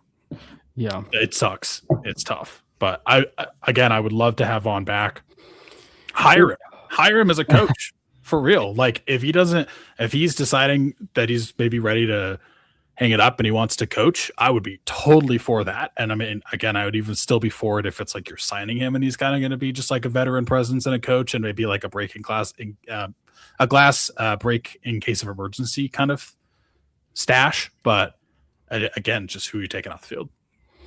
Yeah, it kind of just falls on the category of special teams, and I think that there's at least the angle, though. There is at least an angle where you can ask Q Robinson to play special teams, and if you do, and we talked about that, Jordan and I before you hopped on, but like there is a world where Q Robinson will say yes. Oh, he will say yes. I mean, have you heard the way that Nick Saban talks about that guy? Exactly. He'll say yes, but it's like, is that the best use of Q Robinson? I don't know that that's true. Right. So then we're all kind of caught up and now talking about rookie minicamp, and with where we are for rookie minicamp. And obviously, Brandon is about as caught up as I am when it comes to the drafts. And so, Jordan, go ahead and take us with those rookie minicamp highlights. Yeah, so as I was saying when Brandon was joining, Jonah Coleman was obviously the headliner, at least in my opinion, looking strong, looking explosive as he was. Yeah. And the other one that caught our eye was the unprompted mention of Caleb Lohner from Sean Payton, which Sean Payton never does. And he brought up Caleb Lohner and how much he's improved and how much how better he looks just on the field in terms of everything football related. So I thought that was very interesting because, again, Sean Payton's not a coach to be doing that. And for him to bring it upon himself and talk about Lohner like that, I'm very, very intrigued, because if Lohner becomes another, because remember, when we drafted Lohner, we all knew that this was going to be a project, and it was going to take 2 to 3 years to maybe even see him on the field and see if he was worth it. Now, heading into year 2, if he's improved this much, it adds another layer into this tight end room where Caleb Lohner is, I don't want to say by far, but he is the most athletic one in the tight end room. I mean, even Justin Jolly said it at rookie minicamp, saying he couldn't believe how athletic Caleb Lohner was, and that's because of his basketball background. Mm-hmm. But if Caleb Lohner really has improved this much and is really making noise, it adds another layer into this tight end room where now a weakness may be becoming not necessarily a strength, but a room where you don't have to worry as much. Like a league average almost. Correct. Which is big because we have not been league average in that room for, it seems, about a decade. That is true. If you can add someone like Caleb Lohner with the physical traits that he has, it adds a dimension that not a lot of teams have, if I'm being quite honest. It does. I mean, it is exciting to think about too, because I mean, as much as this trend has kind of been bucked a little bit in the past couple of years, like tight end is that position that's just like notoriously takes a little bit to develop. And he was obviously a rookie last year. Maybe just like having him be in the NFL for a season and just able to sit there and develop and not really be worried about needing to play right away could have sped that up a little bit. And yeah, I'm intrigued to see. I'm intrigued to see what he does, because the door is wide open, man. Whoever can come in and show something, like, you have the opportunity to be the guy in a very big way. And so like the opportunity is absolutely there. Is someone going to come in and seize it? I sincerely hope so. I don't even care who it is. I just want a good tight end. Like, it's if Evan Ingram somehow gets 4 years younger and comes in and looks explosive and like is the guy, I would be happy with that. Like, I just want a tight end. I don't care who it is. I don't care where they come from. If it's Caleb Lohner, give it to me. But yeah, that'll be interesting to see. Yeah. I will say the biggest thing about rookie minicamp for me is just, it's just more like, do they look the part, right? Like, do they look the part? But it does make it very enticing when you get something that's being said out of his own way, like out of like just out in the open, like Caleb Lohner, right? And that's when you really kind of gravitate to the idea: is this just coach speak, or is this just an idea that like, well, why did he just say this? You know what I mean?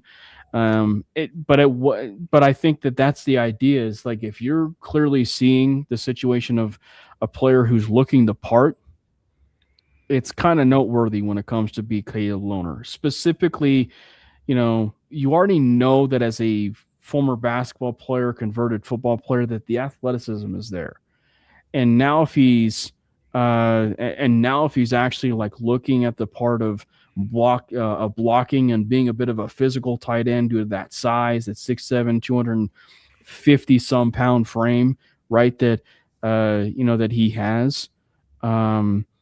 It's something you can't exactly ignore, but it's also one where you also don't want to be too optimistic and be like, oh, at this particular point in time, Caleb Lohner is going to be making the 53-man roster. I think it's a bit too premature to have that kind of conversation, but it's still something you want to file away and be like, well, this started because of a comment that was made by Sean Paton back in rookie minicamp when he literally singled him out. So it's just something that you want to file away. But I mean, as far as like the other conversation, this kind of just lends itself to the idea that the draft class in general, and Jordan, if you already talked about this, when they had the draft or recapping the draft the week after, I apologize, but it was just like, this draft really kind of felt reminiscent to 2021, because and obviously if it hits that way, it hits that way. But the way I phrase that and the way I talk about that is that when you look at it from the standpoint of, George hit on some certain picks when they had small capital, guys like Riley Moss, Nick Bonito, Marvin Mims, those types of players, right? J.L. Skinner's a rather solid depth piece. In general, like, he hit on some of those players like that. But here's the situation where in 2021, he was drafting players and also had like incredible value for those said picks, right?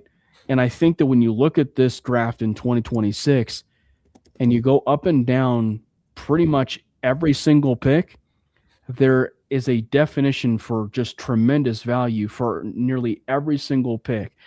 And you don't need to look no further specifically from the Mr. Irrelevant and the Dallin Bentley pick, the Red Murdoch and the Dallin Bentley pick, because like that was like, you could not have asked for a better like back-to-back situation where specifically when you peel it back and you're like, okay, wow, we're looking at undrafted free agents at this point in time who probably are rather high priority for a lot of teams.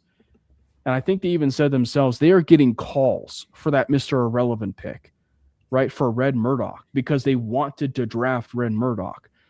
right? And the Broncos actually did themselves a favor and took Red Murdoch, right? And then also double dipped at tight end with Dallin Bentley, who I actually liked Bentley. I didn't think he was going to be there in the 7th round, or at least, the second to last pick in the NFL draft.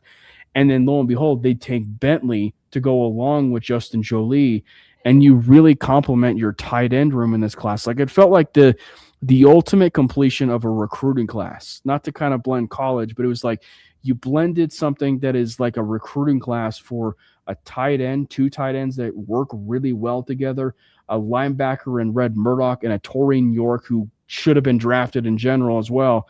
And you blend him for possibly what can be the future of your linebacker core. And then you draft a running back for maybe the future of what can be post J.K. Dobbins, and then you draft Cage Casey for maybe that developmental offensive lineman who's versatile enough to play pretty much anywhere on your offensive line. And Tyler Onyadam, who we know that there's not really a case where they've been very productive at A&M, but they are physical freaks there at A&M, so he's going to fit the bill there a little bit.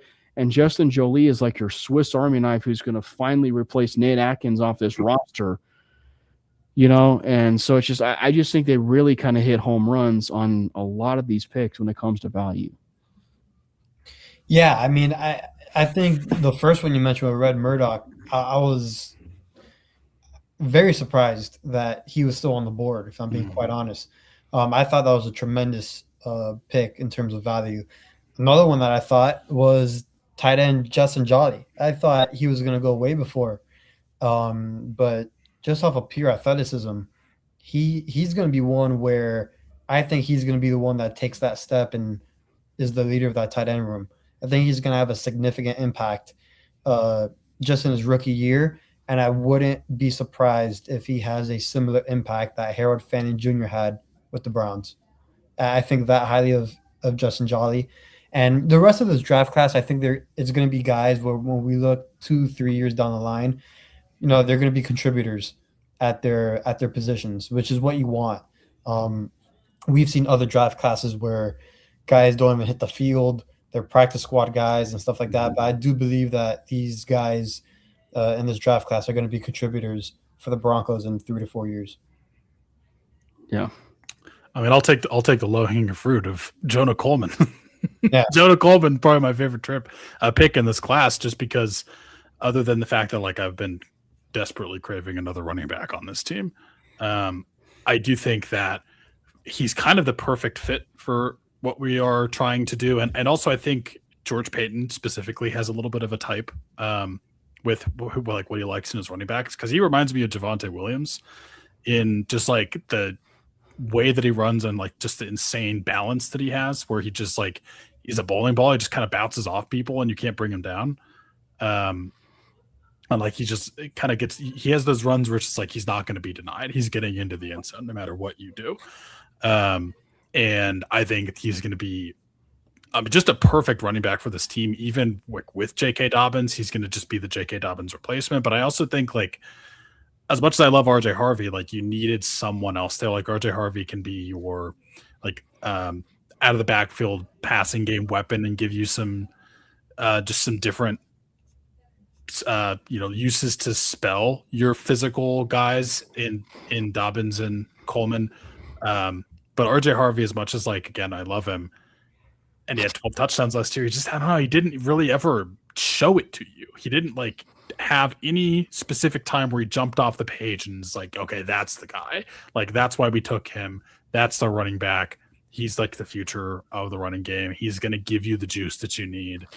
You just kind of never really saw that, unfortunately. And also just he's not that good at pass protection. And Jonah Coleman is so good at pass protection. I love it.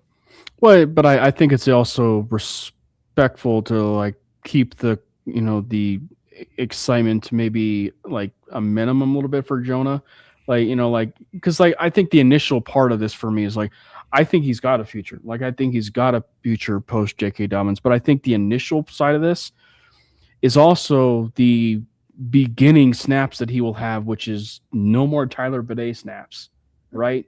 Yeah. Which is frankly a big deal for this. And I think that it also should call us into remembrance that for as bizarre as it was in this offseason, Jordan, and stuff, and Brent, of like everybody that they signed, there was like 1 year deals of like $1 to $2 million in contracts that they can get out of after this year.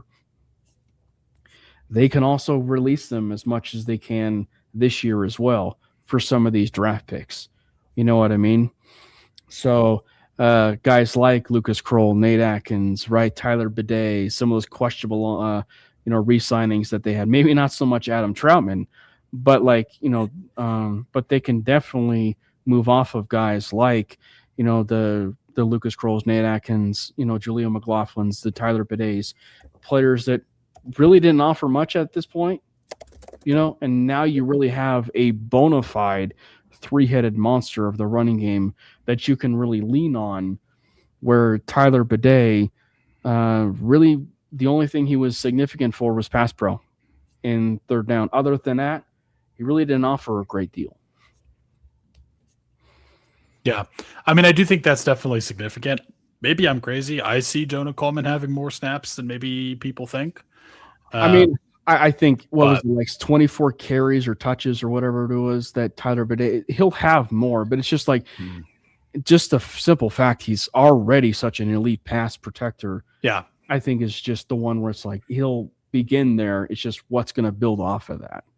I just think he's the kind of player that, like, yeah, he's going to start there, but he's also going to have the runs that you kind of saw again from Javonte Williams. I'm specifically thinking of against the Ravens, where he just like refused to be tackled and carried guys for like 15 yards. I don't know. I could see something like that happening where it's like, you got to give this guy more carries. Like, you just can't not do it. So I do think he's going to do more. I'm not saying that like the other guys don't have a place. Like, obviously RJ Harvey's still going to be putting work in, and like he's going to be to me the passing game weapon. Like, he's so good out of the backfield.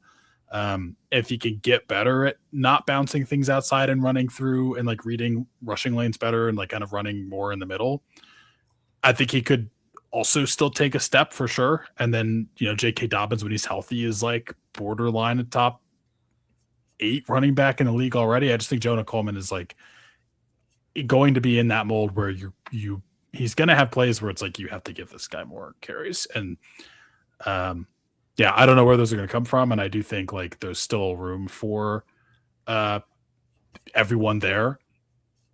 I will not draft any of these guys in fantasy. I'm going to tell you that right now. Like, fantasy players are going to hate the Broncos running back room like they already do with Sean Payton in general, but it's going to be a three-headed monster, and you have no idea what it's going to look like. But I do think that Jonah Coleman is going to take some more rushing snaps than you would expect, and he's definitely going to be the pass pro guy. Mm-hmm. Yeah. Any other final thoughts as far as like, rookie minicamp? Obviously there's gonna be more to talk about, for maybe next week's show or stuff, but any other final thoughts? Not on my end. Let's go boys. We're getting sort of closer, maybe ish. Oh, I guess the most important thing is, did you like the Broncos schedule release video, Brandon? I'll be honest, I actually haven't seen the video yet. I'm like halfway through the Chargers video because I have to. I'll have to fact check that. But I like looked up the schedule, so I knew like what we were playing, but I have not seen the video yet. Better than years prior. I am currently just enjoying the flashback to Halo that the Chargers have given us, and I'm also. The reason specifically I picked them is I'm curious to see if and how they troll Mike Vrabel, because I saw that there was a report that the NFL will not be looking for that. No spoilers. Do not tell me. There were 3. We'll just say that. Shh. But then I'll watch the Broncos win next. I'll have to fact check that. The Vikings had a good one of Vrabel and Rossini. The Falcons were really good. That whole situation is actually insane. Yeah. Like, honestly, it's gross. And yeah, I think Mike Vrabel should resign, actually, but that's a different conversation. It's a different conversation for another day. Yeah, definitely. So for Brandon, myself, and Jordan, we would just want to say thank you guys for hopping on and being a part of the Mainly Broncos stream. And make sure to hit the subscribe button for the Mainly Broncos YouTube page as well as the MHRT Network page. It feels really good to have the full squad back in action. So thank you guys for hopping into another stream. We might be back next week, depending on what, as far as we hear, as far as like, some Bronco news and everything. We'll keep you posted. But remember, this is like it's a new week. It's a new time, if you will. So we're going to be going live every Thursday now, not Wednesday, but every Thursday as much as we can until, say the regular season rolls around and we've got this Seattle Seahawks game on that Thursday night. We'll be going at Wednesday, the night before to ensure we at least get you guys covered for a Mainly Broncos show. And then obviously, for that NFL draft, if there's something that is, we'll be doing it on Wednesday or just any special occasion. Like if we have a guest who just so happens to not want to do a Thursday and he's a special guest, we really want to fit him in, we'll acquiesce the request and, get him on. So thank you guys so much for hopping on. Make sure you follow the boys, support the boys at Jordan T. Lopez and at Brandon Miller PO. And before we go, God bless Bo Nix. Let's go Broncos! God bless Bo Nix! Fast lane when I pass in the street, bag of money in the passenger seat. Tempo's been asking for me on the road from the west to the east. Way up, I might never come down, cause the coast's racking up the flame out. So high, I might never come down.